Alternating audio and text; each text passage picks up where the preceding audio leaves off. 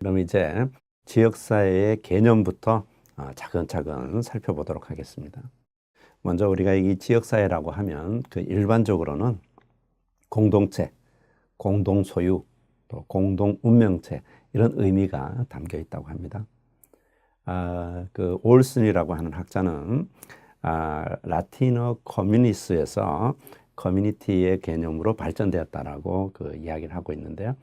이 콤과 무누스 이 두 가지 의미가 함축되어 있는데 여기서 콤은 함께 그리고 무누스는 그 봉사라는 의미가 담겨져 있다고 합니다. 우리가 전통적으로 가만히 생각해 보면 어려움이 있을 때 서로 돕고 도움을 주고받고 하는 그 상부상조. 그러니까 지역사회라고 하는 것은 이제 그러한 그 서로 이웃 간의 그 돌봄의 어떤 그 기능이 유지된 것을 알 수 있어요. 그래서 정서적으로 그 의미가 그 담겨져 있다라는 것을 그 이해하시면 좋겠습니다. 그래서 흔히 우리는 그 커뮤니티라는 이야기와 또 지역사회라는 이야기를 병용해서 쓰기도 하고 최근에는 공동체라는 단어를 또 많이 쓰고 있죠. 거기다가 또 마을이라는 단어를 앞에 붙여서 마을공동체라고도 이야기를 많이 하고 있습니다. 자, 우리가 이 지역사회 개념을 다양한 그 의미 파악을 통해 가지고 공부하는 이유가 있을 텐데요. 그것은 사회가 변화함에 따라서 지역사회라고 하는 그 의미도 그 함께 변화하기 때문인 것 같아요. 그래서 지역사회 개념이 역사적으로 어떻게 변화했는지, 변천해 왔는지 이런 것들을 살펴보는 것은 지역사회의 어떤 그 성숙, 또 지역사회의 복지 실천의 어떤 그 방향 이런 것들을 이해하는 데도 도움을 준다라고 볼 수 있겠습니다. 자, 그러면 그 단계적으로 살펴보도록 하겠습니다. 자, 먼저 그 산업화 이전 그 어떤 전통사회 구조 속에서 이 커뮤니티 지역사회는 어떻게 해석이 되었는지 소개해 드려 봅니다. 14세기에는 지위가 높은 상층 계급과 또 일반 평범한 시민들, 또 일반 시민들 이런 사람들을 구분해서 이야기를 했는데 여기에서 일반 시민들의 사회를 그 흔히 지역사회의 그 범주에서 해석이 되었다고 합니다.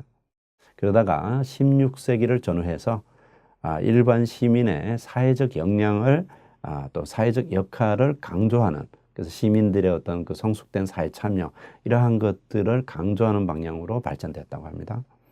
그래서 이에 따라서 커뮤니티는 일반 시민이라는 그 의미를 넘어서 국가 그리고 그와 대비되는 시민사회 그리고 더 나아가 공동 요소를 지니고 있는 어떤 특성을 이야기한다라고 그 16세기에 들어서서 이야기를 하고 있습니다.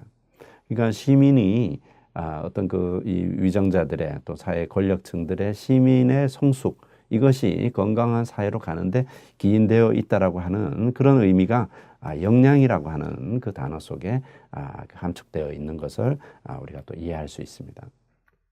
그러다가 산업화가 진전되면서 19세기 그 사회에서는 또 이 지역 사회를 어떻게 그 해석하고 있는지 살펴보겠습니다. 먼저 이 산업화는 이 산업 경제의 성장도 이끌었지만은 그와 함께 사람들의 이주, 도시화, 또 핵가족화, 이런 그 사회의 어떤 그 구조의 변천 그것도 이제 함께 가져오게 됐죠. 그래서 경제적 발전과 함께 시민사회의 어떤 그 변화, 그 전통사회 또 마을 중심의 서로 그 혈연과 또 이웃이라고 하는 그러한 개념들 속에서 바라봤던 전통사회와 도시사회 속에서의 그 지역사회는 좀 다른 의미로 이제 전환되어 간 것이죠. 그래서 산업사회의 어떤 이 특징이 강화되고 커뮤니티는 새롭게 출현한 산업사회와 또 대비되는 전통사회의 지역성을 그 향수, 그러한 것들을 함축하고 있었다라고도 볼 수 있겠어요. 그래서 마치 지역사회는 유토피아적인 방식의 집단 생활을 의미하는 어떤 그 향수와 같은 존재로 생각했던 그 19세기의 어떤 그 환경이 있었다는 거죠. 그리고 이제 20세기에 들어서면서 이제 그 20세기는 또 다른 산업혁명이 되면서 이제 컴퓨터 산업이 발전하고 또 그 사람들 간의 이 관계가 대면 관계에서 비대면 관계로도 이제 발전하게 된 거죠. 그와 함께 교통, 정보, 통신이 획기적으로 이제 변천하게 됩니다. 그래서 사람들과의 이 왕래와 접촉이 지역적 한계, 우리가 그 공간적 범위의 지역적 한계, 그것을 뛰어넘는 수준으로도 이제 소통을 하고 있는 거죠. 최근에 여러분들 이러한 그 대표적인 것이 그 SNS의 그 상징들이죠. 뭐 우리 글로벌 환경에서 세계 어떤 곳에서도 교류와 소통을 할 수 있는 여러 그 매체들이 진전되어 왔죠. 자, 그러면 이제 이 최근에는 21세기에 들어서서 방금 말씀드렸던 이 정보화 사회, 정말 그 휴대폰 하나에 모든 정보가 담겨져 있고 또 우리가 그 인터넷만 있으면 사람들과의 이 그 소통이 언제든지 가능한 오늘날의 이 사회라고 볼 수 있는데 이런 그 오늘의 현실은 지리적 공동체, 이것을 뛰어넘어서 함께 대면하고 있는 지리적 공동체를 뛰어넘어서 가상의 온라인상에 존재하는 공동체가 출현하게 되었다.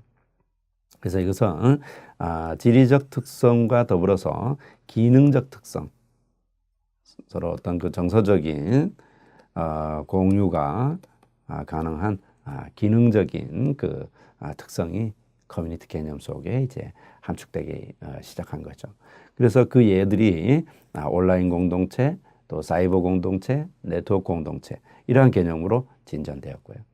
그래서 그 용어는 인터넷 기반의 공동체가 탄생되었다라는 거죠. 여러분들도 그 페이스북이라든가 트위터라든가 이러한 그 소통을 하고 있을 텐데요. 이제 그런 개념으로 진전이 되어서 그 지역에 대한 범위가 어떻게 보면 공간 개념의 그 우리 흔히 우리 마을, 우리 블록 이런 그 공간 개념을 뛰어넘어서 지구 전체를 표현하는 공동체 용어로까지 해석될 수 있다라는 것으로 오늘날의 진전된 상황을 이해할 수 있겠습니다. 그래서 이러한 것은 그 특정 지역, 특정 마을을 의미하는 것뿐만이 아니라 공통의 어떤 그 당면 과제에 대한 연대적인 협동체, 또 다양하고 역동적이고 또 의사소통이 이루어지는 어떤 그 온라인 오프라인의 네트워크까지 포함하는, 그래서 지리적, 또 이것은 이제 공간적인 그 의미죠. 그리고 기능적, 사람들의 어떤 그 소통의 도구가 있으면 그 대화를 나눌 수 있는 이 기능적 의미로까지 확대되어서 그 해석이 되고 있는 측면을 우리가 알 수 있겠습니다. 자, 여러 학자들이 소개한 지역사회의 어떤 그 일반적 개념들 통해서 지금까지 역사에 그 담겨져 있는 그 의미들이 어떻게 학자들은 소개하고 있는지 설명드려 봅니다. 먼저 샌더스라고 하는 그 학자는 지역사회학의 어떤 그 효시를 이제 이 학자가 이제 많이 소개를 하고 있는데요. 지역사회를 사회적 특성, 또 사회의 주요 체계와 사회 발전의 어떤 개념으로 구분해서 광범위한 개념으로 정의한 학자라고 볼 수 있겠어요. 그래서 사회적 특성, 또 사회 주요 체계들, 집안의 어떤 그 시스템들, SNS, 또 사람들 간의 어떤 그 동호인, 이런 그 개념의 그 속에서, 여러 체계 속에서 지역사회를 바라봐야 된다라고 샌더스는 이야기를 했습니다. 또 힐러리라고 하는 학자는 그 지역사회학 문헌에 대한 연구에 따라서 94개의 지역사회의 어떤 그 정의가 이루어지고 있다는 것을 밝히기도 하였습니다. 그래서 이 학자들 간의 매우 다양한 그 정의, 이런 그 특성을 소개하면서 우리가 살펴보니까 그 지역사회의 의미는 굉장히 가변적인 특성을 가지고 있더라. 또 공통적으로 지리적 개념 포함된 의미로 보고 있더라. 또 사회적 동질성이라고 하는 개념을 포함하고 있더라라는 것을 학자들의 그 공통의 어떤 그 개념 속에서 해석하게 된 것입니다. 따라서 이 지역사회 개념은 두 가지 의미, 지리적 또 사회적 동질성 두 가지 의미를 함축하면서 살펴봐야 되겠다. 그래서 동일한 지역의 생활 집단 또 그리고 동일하거나 유사한 영역을 공유하고 있는 집단으로 그 의미 해석에서 두 가지 카테고리가 나온다라는 것을 우리가 이해할 수 있습니다. 그래서 이 여러 학자들의 정의에 바탕으로 지역사회가 가지고 있는 주요한 요소를 보니까 첫 번째는 타 지역과 구분되는 특수성을 가지고 있더라.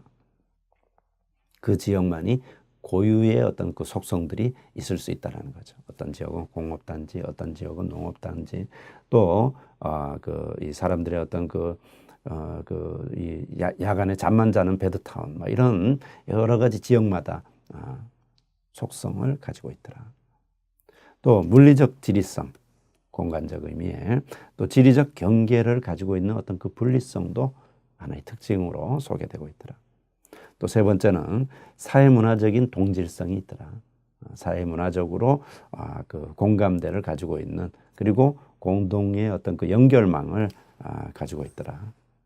그리고 합의라고 하는 그 컨센서스, 이 합의성을 가지고 있더라. 그리고 자조성, 셀프 헬프 기능을 가지고 있더라. 그 안에는 어떤 그 공동체가 유지되는 데 따라서 사람들 간의 연대 속에서 어떤 그 자조 기능이 함축되어 있더라라는 거죠.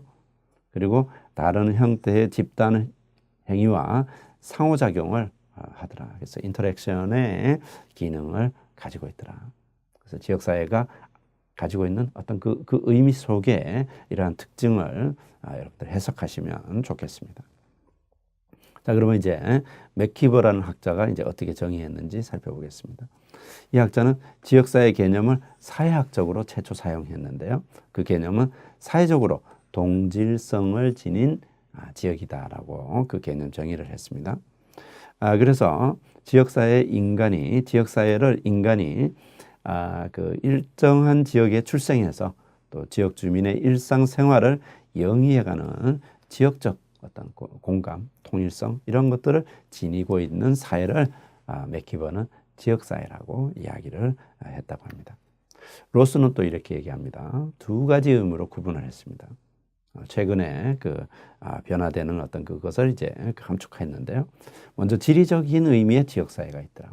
두 번째는 기능적 의미의 지역사회가 있더라라고 구분을 한 겁니다. 자, 지리적인 그 의미는 보았더니 특수한 지리적 공간을 점유하고 있더라. 예를 들면 어떤 그 도로를 중심으로 이 블록이 형성이 되어 있다든가 이런 거죠. 그러면 이 블록 단위에 있는 사람들은 공통의 그 공간을 점유하고 있으면서 사람들 간의 어떤 그 공통의 규칙 또 공통의 어떤 합의 방식 이러한 의사소통의 어떤 기능 이러한 어떤 특성을 지니고 있더라라는 거죠. 두 번째는 기능적 의미가 있더라. 기능적 의미는 복지나 농업이나 교육이나 종교 등등의 영역에서 공동의 관심과 기능을 가지고 있는 사람들이 서로 모이더라. 그렇지 않습니까? 어떤 직업적인 어떤 공통성, 또 사람들 간의 어떤 그 취미 활동, 또 사람들 간의 어떤 그 생활 공유의 어떤 그 방식, 이러한 것들의 어떤 특징을 지니고 있는 사람들이 모여서 서로 유대하면서 살아가더라라는 거죠. 그래서 이 로스는 두 가지 의미를 지역사회 범주에서 포함을 한 거예요. 그래서 지역사회는 일상생활의 욕구를 충족시키는 수단에 공통적 관심이라고 하는 것이 있어야 로스는 지역사회라고 이야기할 수 있다라고 소개하고 있습니다. 로스의 정의를 바탕으로 우리가 두 가지 의미를 좀 더 구체적 개념 정의를 해보니까 이제 이러한 것이 됩니다. 먼저 공간적 의미의 지역사회인데요. 자, 지역 주민이 이 공통의 어떤 생활 기반으로 일정한 지역 바운더리, 일정한 지역을 중심으로 공동생활을 공유하고 있더라라고 하는 거죠. 그 예시는 근린 지역사회. 그래서 가족, 이웃, 동, 리 아주 가까이에 살고 있는 이웃사회를 얘기하죠. 또 하나의 어떤 지방을 기준으로 지역사회를 볼 수도 있죠. 읍면동 뭐 이렇게 읍면 뭐 또 조금 더 크게는 시군구 뭐 이렇게도 볼 수 있겠고요. 또 대도시도 있겠습니다. 그죠? 시도 또 시군 뭐 이런 도시적 의미의 지역사회도 있다라는 뭐 이런 것들이 다 공간의 의미로 바라보는 것이죠. 그래서 어떤 그 지리적 경계를 바탕으로 두고 있는 공간의 의미로 보면서 그 영역은 점차적으로 근린 지역사회에서 대도시 지역사회로 확장되어 가고 있는 것을 시대적으로 그 의미를 파악해 볼 수 있겠습니다. 두 번째, 기능적 의미. 서로의 공동 관심, 또 상호 유대 이러한 것들이 이루어져야만 그 교류 단위를 지역사회라고 할 수 있겠다라고 로스는 설명했습니다. 그래서 지역사회에서 기능적 요인은 상호 과정에서 형성이 될 것이며 그것은 상호 협동적일 수 또는 때로는 경쟁적인 경쟁적일 수도 있죠. 그죠? 스포츠 같은 경우 서로 경쟁을 하면서 유대감을 형성하고 있는 그 기능적 의미의 지역사회라고 볼 수 있겠습니다. 그 예들로 보면 이제 이런 거죠. 먼저 동질성을 바탕으로 하는 공동체가 있고 이익을 바탕으로 하는 공동체도 있을 수 있다. 자, 동질성, 어떤 신앙을 공유하고 또 같은 민족이고 생활 방식이 유사하고 또 이념적 속성이 유사하고 또 사회 계층적인 그 위치에서도 유사. 또 직업 유형, 또 취미 활동 뭐 이러한 것과 같이 구성원 간의 유사성을 바탕으로 형성된 공동체. 그렇지 않습니까? 우리가 어떤 곳에 뭐 해외를 나가거나 또 여행을 가거나 그럴 때 거기서 만나는 그 한국 사람들 또 거기서 만나는 그 같은 지역의 사람들 거기서 만나는 종교의 어떤 그 동일성 뭐 이런 것들을 우리가 봤을 때 굉장히 친밀감을 가지고 대하듯이 그런 것처럼 그 동질성을 가지고 있는 공동체가 되겠습니다. 또 이익 공동체도 있겠죠. 어떤 공동의 그 이익을 추구하는 공동체가 되겠는데요. 대체적으로 보면 우리가 노조, 정당 뭐 이런 그 예를 살펴볼 수 있겠습니다. 그래서 공간적 의미의 지역사회 이외에 비장소적 의미의 그 동질적 지역사회를 기능적 의미로 로스는 해석을 한 것으로 이렇게 여러분들 이해할 수 있겠습니다. 자, 이렇게 볼 때 지역사회는 왜 필요한가? 그 의미 한편 살펴보면요. 먼저 지역사회는 한 인간이 성숙되어가는 장이죠. 그래서 인간성의 그 형성이 되는 장이다. 또 자아가 형성되는 장이죠. 또 진정한 의미의 삶의 현장이기도 하고 또 인간 존재, 나라고 하는 존재, 나의 어떤 정체감 이러한 것들을 파악할 수 있는 그 의미 또 그러한 가치가 또 부여될 수 있고요. 또 행복한 시간을 누리는 창조의 공간으로 사랑, 나눔, 평등, 행복 뭐 이런 그 나눔을 형성하는 더불어 살아가는 어떤 그 지역사회에 나는 어떻게 보면 하나의 몸같이 느껴지는 사랑의 공동체다. 사랑을 나누는 공동체다라는 거죠. 그래서 자신과 지역사회의 의미를 연결하는 거죠. 그래서 우리 마을 또 우리 지역사회 이런 그 일체감을 두는 그 이유가 거기에 소속됨으로써 자신의 존재를 확인할 수 있다는 거죠. 두 번째 필요성은 또 이런 겁니다. 지역사회의 구조와 기능을 파악해서 또 자신과 의미 있는 관계를 유지해 함으로써 지역사회와 가능한 모든 접근 방법을 습득하고 지역사회에 다 기능이 있지 않습니까? 그런 것들을 습득해서 그것을 적용해 봄으로써 자신의 정체성을 발견하는 거예요. 예. 그렇죠? 나 혼자서 모든 걸 해결할 수가 없잖아요. 그래서 어떤 조직, 또 어떤 단체, 어떤 체계 이러한 것과 접촉을 통해서 자신의 삶을 온전히 유지해야 된다라고 볼 때 지역사회라고 하는 그 기능은 굉장히 중요하죠. 여러분 생각해 보세요. 우리가 혼자서 어디에 동떨어져 있다고 생각하면 아마 우리가 이 어떤 그 지역사회의 어떤 규범이라든가 또 사람들과 함께 더불어 살아가는 어떤 그 예의 범절이라든가 이런 것들은 중요하지 않아지겠죠. 그래서 함께 더불어 살아가면서 자신의 존재를 또 거기서 확인할 수 있기 때문에 정체성 확인의 중요한 요소다라는 거죠. 또 구성원의 삶의 어떤 그 당위적 본질, 또 사회인으로서 기본적 양식, 그 사회화되어 간다라고 우리가 흔히 얘기하죠. 뭐 이런 것이 지역사회의 어떤 그 발전에 중추적인 역할을 하고 있다라는 의미에서도 지역사회 존재는 대단히 중요하다라고 볼 수 있겠습니다. 네 번째는 또 이런 거예요. 또 생활 공동체의 본질인 이 타인에 대한 관심, 배려, 그와 함께 더불어서 살아가는 주체로서 자신을 발견할 수 있다는 거죠. 우리가 가만히 생각하면 내가 도움받을 때도 행복할 수 있지만 사실은 내가 도움을 줄 때 그 행복감, 만족감 이런 것들은 더 커지는 것을 우리가 이해할 수 있어요. 이제 그러 보면 그 타인과 더불어서 함께 살아가는 존재로서 자신을 또 발견하는 지역사회 장으로서 필요성이 있겠습니다.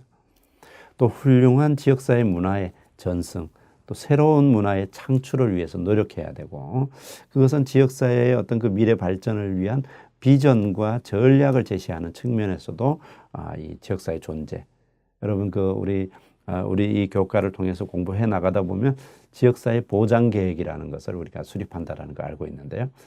자, 우리 마을에 힘든 사람, 우리 마을에 어려운 사람, 또 우리 마을의 사회적 약자, 이들이 있다면 우리 마을 안에서 함께 더불어 살아가야 되는데, 그러기 위해서는 좋은 계획을 수립하고 좋은 문화를 창출하고 그러면서 우리 마을의 영속성을 유지해 나가는 것이죠. 이제 그런 계획을 수립하는 그 과정도 여러분들 이 시간을 통해서 함께 배울 수 있습니다. 그리고 참된 자아 실현, 지역사회의 종합적인 이해를 도모해서 인간 삶을 이해하고, 우리가 가만히 생각하면 우리가 태어나서 가만히 생각하면 죽음으로 가는 그 삶을 우리가 살아가는 거예요. 그렇게 볼 때 그 과정에서 나라는 존재는 어떤 기여를 하면서 살아야 될 것인가, 늘 우리는 그런 생각을 하게 되죠. 그래 볼 때 참된 자아 실현, 자기 실현, 이런 것들은 굉장히 중요한 삶의 목표가 되는 것이죠. 가만히 생각하면 여러분 왜 사십니까? 우리는 왜 살아가나요? 어떤 이런 철학적 질문을 우리가 받게 되죠. 그럴 때 나는 무엇이 되고 싶다 이렇게 얘기할 수도 있겠지만, 사실은 그 본질적 의미는 행복하게 살기 위해서 살아가는 것이다. 태어난 것은 내 뜻대로 태어난 것이 아니지만 살아가는 그 전 과정은 내 뜻대로 살아가는 것인데, 그 목적은 행복해지기 위해서 살아가는 것이다. 이렇게 생각하면 우리의 존재 의미가 굉장히 커지겠죠. 그래서 지역사회 내에서 정보 창출자로서 그 자질을 함양하고, 그것은 더 나아가서는 지구촌의 세계 시민으로서 자질을 함양해 나가는, 그래서 그 과정이 어떤 그 행복의 지수와 또 연결되는, 그렇게 볼 때 이 지역사회라고 하는 이 장은 대단히 자기 인생의 행복을 추구하는 장으로서 대단히 중요한 그 범주라고 볼 수 있겠어요. 그리고 마지막으로는 이제 지역사회의 올바른 이해를 위해서 당면 문제의 틀과 해결 방향을, 그리고 미래의 방향을 제시하는 측면에서 이 지역사회의 필요성은 있다라고 하는 거죠. 즉 나만 잘 살아서는 안 된다라는 거죠. 결국 더불어서 살아간다. 이렇게 볼 때 내가 안전하다고 모든 것이 해결되는 건 아니죠. 지역사회가 안전하고 지역사회가 건강할 때, 즉 거기에 더불어서 나, 또 내 가족, 또 내 이웃이 함께 그 평안한 삶을 살아갈 수 있다라는 거죠.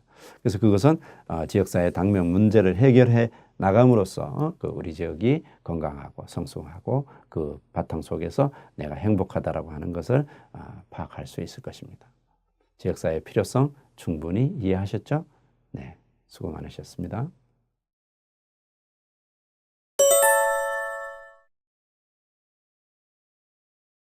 자, 그럼 이제 지역사회 유형 살펴보겠습니다. 그 유형을 살펴보기 위해서는 몇 가지 카테고리, 범주를 통해 가지고 그 유형의 의미를 볼 수 있을 것 같아요.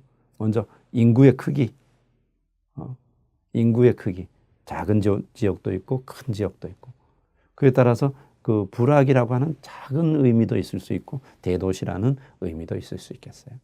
지역사회의 개념에서 인구 개념으로 보면 그 지역사회의 규모는 다양할 수 있다. 경제적 기반도 있겠습니다. 뭐 광산 지역인지 또 어떤 불악 중심인지 또 산의 어촌인지 이러한 그 경제적인 어떤 요소에 따라서도 구분할 수 있겠어요. 또 정부에서 그 규범으로 정한 그 행정 범위에 따라서도 구분할 수 있겠어요. 특별시, 광역시, 또 도시, 시군구, 읍면동, 또 그 안에서도 뭐 좀 더 좁게 보면 통반 뭐 이렇게 구분할 수 있죠. 또 인구 구성의 사회적 특수성에 따라서도 지역사회의 의미는 좀 달라질 수 있겠어요. 자, 저소득 밀집 지역, 도시 지역에는 특별히 우리가 빈곤층들이 밀집되어 있는 지역도 있죠. 예를 들면 최근에는 영구임대 아파트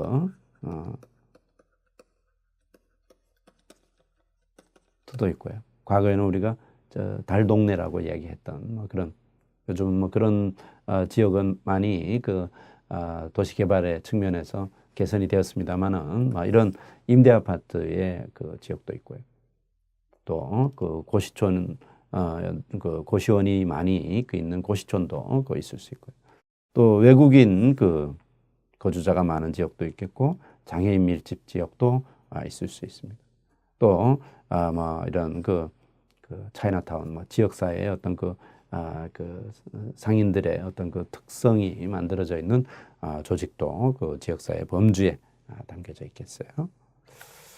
자, 이렇게 볼 때 이제 지역사회는 어떻게 변천되어 왔는가 그 의미를 우리가 좀 더 생각해 본다라면 지역사회의 맥락을 이해하는 데 도움이 될 것 같아요. 자, 지역사회 개념을 효과적으로 이해하기 위해서는 사회 변동 과정과 또 그에 따라서 사회 형태가 어떻게 변화했는지를 살펴보게 되면 그것을 사회복지 실천, 지역복지 실천과 그 맥을 함께 공유할 수 있을 것 같아요. 자, 이런 맥락에서 독일의 사회학자 테니스라고 하는 학자가 주목할 만한 어떤 사회 구조를 이해할 수 있도록 해줬어요. 먼저 이 테니스는 이 사회를 구분을 공동사회와 이익사회로 설명을 했어요. 공동사회, 함께 어울려 사는 혈연, 이웃 뭐 이런 어울려 사는 그리고 이 소득, 경제 이런 것들을 바탕으로 하는 어떤 이익을 추구하는 사회, 이 두 사회 구조를 설명했어요. 자, 그 의미를 봤더니 공동사회는 정서적으로 결합되어 있고 전통적인 관계를 기초로 하는 사회 형태다. 혈연, 어떤 이 관계의 어떤 특성을 더불어서 대면의 어떤 관계라고 아주 강한 대면이죠. 이 결속력이 있는 대면이죠. 그런 관계로 이렇게 이익사회는 게젤시프트 또 공동사회는 게마인시프트라고 얘기를 하는데요. 이익사회는 어떤 계약에 의한 또 합리적인 이익에 의한 여기서 이제 요 사이에 이제 산업화라는 것이 있는 거죠. 마을이라고 하는 가족이라고 하는 이런 관계 속에서 응집력이 있었다가 그 안에서 이 민생고가 다 해결되지 못하니까 사람들은 그 민생고를 해결할 수 있는 산업이 부흥된 또는 도시 또 어촌 또 광산촌 이런 쪽으로 이주를 하게 되죠. 그래서 그 산업화의 과정에서 그 관계에서 여기서는 자급자족을 했다라면 이익사회에서는 어떤 계약을 해야 되는 거죠. 사용자가 있고 노동자가 있고. 그래서 그 안에서 합리적인 이익을 추구하는 사회 형태가 만들어졌다라는 거예요. 그래서 그것이 우리가 회사라고 하기도 하고 기업이라고 정부 조직이라고 어떤 관계 구조에서 어떤 계약이 마치 근로계약 요즘에는 근로계약 반드시 해야 됩니다만은 그런 것이 이익사회의 어떤 구조로 설명했다라는 거죠. 그래서 이거 인위적인 속성에 따라서 두 가지로 구분했다라는 겁니다. 두 번째는 대면의 관계로도 구분을 하는데 하나는 유니온이라고 하는 연합체를 이야기합니다. 이건 어떻습니까? 소규모의 대면적 관계로 이루어진 사회 형태. 서로 만나는 대면적. 그래서 일반적으로 아주 작은 분식집이라고도 볼 수 있겠어요. 그러니까 어때요? 그 안에서 서로 만나고 식사도 같이 하고 그러다가 이제 어소시에이션 그 협의체의 개념을 가지고 있는 그 개념 주체를 구분했어요. 데니스라고 하는 학자가. 그래서 이것은 소규모가 아니라 대규모의 그것도 비대면적 관계로 이루어진 사회 형태를 이야기하더라 이거예요. 우리가 최근에 이 관계 구조에서는 프랜차이즈, 분식집이 여러 프랜차이즈를 통해 가지고 그 시스템화되어 있는 거죠. 그러니까 어떻습니까? 정말 계약에 의한 관계인 거죠. 또 거기에도 보이지 않는 어떤 질서가 또 있는 것이죠. 이렇게 볼 때 이 네 가지의 주요 개념, 공동사회, 이익사회, 연합체, 또 협의체, 이 네 가지의 주요 개념을 통해서 사회 변천 과정을 테니스가 소개합니다. 이렇게 변화됩니다. 자, 이 서구 사회에서 그 역사적 변화가 어떻게 이루어졌나 분석해 보니까 전통 사회에서는 공동사회이면서 연합체적인 속성을 가지고 있더라. 우리도 그러했듯이 서구 사회에서도 함께 어울려서 살아가는 사회가 있더라. 두 번째는 공동사회를 형태를 가지고 있지만 협의체의 속성으로 진화되어 가더라. 이제 그 예를 좀 더 드려보겠습니다. 함께 거주하고 있지만 공동사회로서 그것도 있지만 또 한편으로는 계약에 의한 어떤 그 비대면적인 관계도 병용되더라. 그러다가 산업화가 진전이 되면서 이익사회로 변화하고 그 기능은 또 협의체의 그 관계로 변화하더라. 이렇게 하니까 또 사회적 약자들은 여기에서 어려움이 있을 거 아닙니까? 그래서 그 다음에 그 사회 변천은 이익사회이면서 초기에 얘기했던 이 연합사회, 연합체적인 속성을 띠고 있더라. 이 시기를 우리가 복지사회라고 이제 이야기를 합니다. 살펴보겠습니다. 먼저 공동사회의 연합체입니다. 자, 공동사회 서로 관계를 중심으로 더불어 살아가는 어떤 그 대면적 관계. 거기다가 연합체니까 또 대면의 어떤 그 관계, 그 연대가 강한 주체를 얘기하죠. 그래서 인간은 출생에 의해서 가족에 소속이 되고 그 가족 관계에서 본인의 합리성 이러한 것들을 추구하게 되는데 이 가족 관계 존재 자체는 개인의 합리성 이거보다는 가족이라고 하는 덩어리가 더 크다라고 하는 거죠. 그래서 공동사회 연합체는 가족 여기에는 이제 핵가족도 있겠고 대가족도 있겠습니다. 더 전통사회에서는 이제 대가족 중심의 어떤 그 관계 이런 예를 우리가 찾을 수가 있죠. 두 번째는 이제 공동사회의 연합 협의체가 됩니다. 개인적 연대의 어떤 그 더불어서 살아가는 그 관계는 유지되지만 다만 그 노동의 구조 그 안에서 어떤 그 더불어 살아가는데 어떤 그 경제 구조는 어려움이 있으니까 경제 활동은 이제 밖으로 나가는 거예요. 그래서 공동노동, 공동소명을 기초로 이루어지는 거예요. 이것은 이제 예를 교회나 또 중세 그 사회에서 여러분 그 역사 공부할 때 길드라는 그 이야기 우리가 많이 들었을 텐데요. 이것은 상인들의 조직입니다.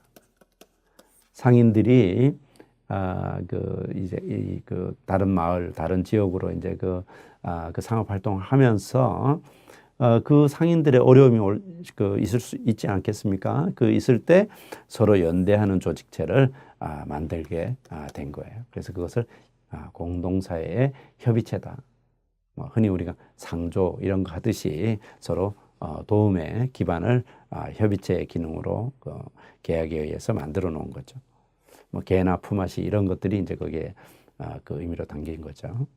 세 번째는 이제 이익사회의 협의체입니다. 이익사회니까 어떻게 돼요? 이 단계는 굉장히 그 강렬한 경쟁이 이루어지는 그 긴장의 어떤 속성이 있겠죠. 합리성과 이해타산에 기초하여 정해진 목적과 수단에 의해서 활동하는 조직이다. 이해타산. 서로의 어떤 그 합리성은 있지만 서로의 이익을 추구하는 그 활동 조직이죠. 기업, 회사 여기에 이제 뭐 다 포함이 되겠죠. 개인적 연대에 기초하는 행동이 이루어지지 않고 있으며 각 개인은 고립되고 각 개인 관계는 긴장 관계가 형성되기 쉽다. 여러분 우리가 기업의 조직 문화 이렇게 생각하면 이익사회의 협의체죠. 어떻게 보면 자신은 다른 사람보다 우월해질 때 승승장구하게 되잖아요. 그러니까 어떻게 돼요? 거기는 경쟁이, 긴장이 수반되어 있는 거죠. 그러니까 이런 그 긴장 관계 속에서는 사람들이 그 어려움이 닥쳤을 때 그 어려움을 어떻게 해결해야 되는가 이제 고민이 생기게 되는 단계라고 볼 수 있죠. 그래서 네 번째 단계는 이제 이익 사회는 거스를 수 없지만 연합체라고 하는 어떤 사회적 의미는 담아낼 수 있다라고 사회 변천에서 이야기를 합니다. 그래서 이익사회 협의체가 개인주의, 또 비인간화, 또 경쟁사회에서 치닫는 실패라고 하는 경쟁이라는 것은 그런 겁니다. 여러분, 이 경쟁이라는 것은 우리가 좋은 가치로 얘기하면 여기에는 반드시 그 성공이라고 하는 그 플러스적인 요소가 있습니다. 그러나 이 성공이라는 그 개념이 있음으로써 이 이면에는 그 마이너스 실패라는 그 환경이 있는 거죠. 예를 들어서 우리가 어떤 사람이 취업을 했어요. 굉장히 그 노력해서 취업한 거죠. 그러나 그 사람이 취업한 그 이면에는 비취업, 실업이라고 하는 개념도 분명히 담겨져 있는 거죠. 그래서 그것을 어떻게 해결할 것이냐, 이것이 이제 이익사회 연합체에서는 이제 나타나게 되는데, 현대사회 관료 조직 속에서 인간관계의 회복, 사회적 연대성을 통해서 공동사회의 특성을 도입하려는 그 노력을 찾아낼 수 있다라고 하는 것입니다. 그래서 사회적 협동조합, 또 사람들의 어떤 그 관계를 만들어낼 수 있는 그 대체 그 어떤 시스템, 체계 이러한 것들이 이 이익사회 연합체에서 나타나는 속성으로 소개가 되고 있습니다. 그렇게 볼 때 이 이익사회 연합체는 이 소비자, 이 협동조합 예를 들었으니까 소비자와 생산자가 공동으로 자금을 출자해서 그 조합의 어떤 상징을 통해서 서로 평등한 관계를 유지하려고 하는 것이에요. 자, 즉 우리가 이익사회 협의체, 기업이라고 하는 것은, 주식회사라고 하는 것은 사용자와 노동자로 구분이 되면서 노동자들의 노동 행위를 통해서 가장 이익을 많이 보는 사람이 사용자인 거죠. 그러니까 그 이런 노동자가 열심히 했는데 사용자가 급여를 더 많이 받는 구조라는 거죠. 물론 뭐 최근에는 반드시 또 자영업 등등에서 이렇게 볼 때 그렇지 않다 이렇게 얘기하는 예들도 있습니다만은 사회 구조적으로는 사용자가 자신의 이익을 추구하기 위해서 노동자를 고용하는 거죠. 근데 이 협동조합은 이 관계에서 불평등이 발생되었다라고 보는 사회 인식이 있는 거예요. 그래서 이 불평등을 해소하기 위해서는 이 주주라고 하는 협동조합 조합원은 평등의 관계, 평등의 관계를 통해서 공동 출자, 공동 그 이익 추구 이러한 것들을 하게 되고, 그 평등의 관계는 출자에게 관계없이, 여기에서는 지분이라는 것이 더 우월한 지분을 가질 수 있고 이렇지만 여기서는 그 출자에게 관계없이 1인 1투표 선거권을 가진다라고 하는 협동조합의 원리를 강조하게 된 거예요. 그래서 우리나라는 2012년부터 이 협동조합 설립이 좀 활성화되어가는 그 단계로 진입이 되었다고 합니다.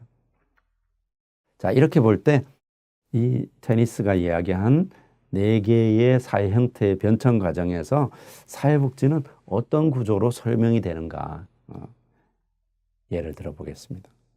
먼저 공동사회의 연합체에서는요, 혈연 이웃 친구 관계라고 했습니다.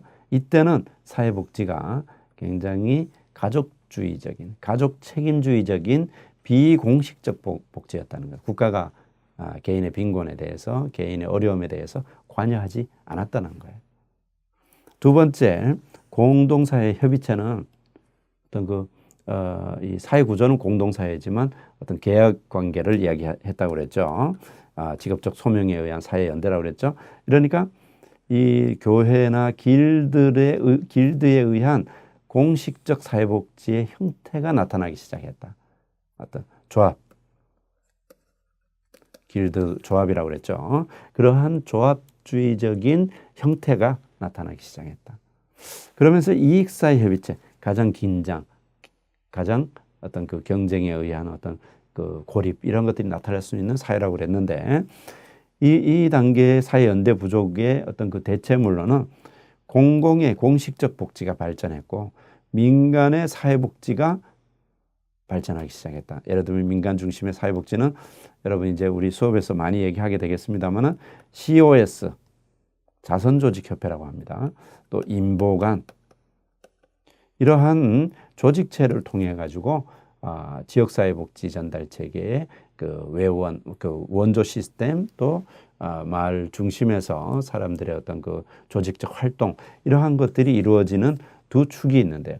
이 시기에 바로 그 국가가 책임지는 공식적 복지가 그 완전히 발전되어지기 전 단계이기 때문에 먼저 민간 중심의 그 시스템이 강화되어가는 그 역사를 여기에서 찾아낼 수 있다는 거죠. 그러다가 이 민간 중심이라는 건 어떻습니까? 다소 자원봉사적인 또 후원에 의한 이런 것이다 보니까 어떻습니까? 저소득층에 골고루 서비스가 제공된다든가 또 사각지대라든가 이러한 것들이 한계에 부딪히게 되겠죠.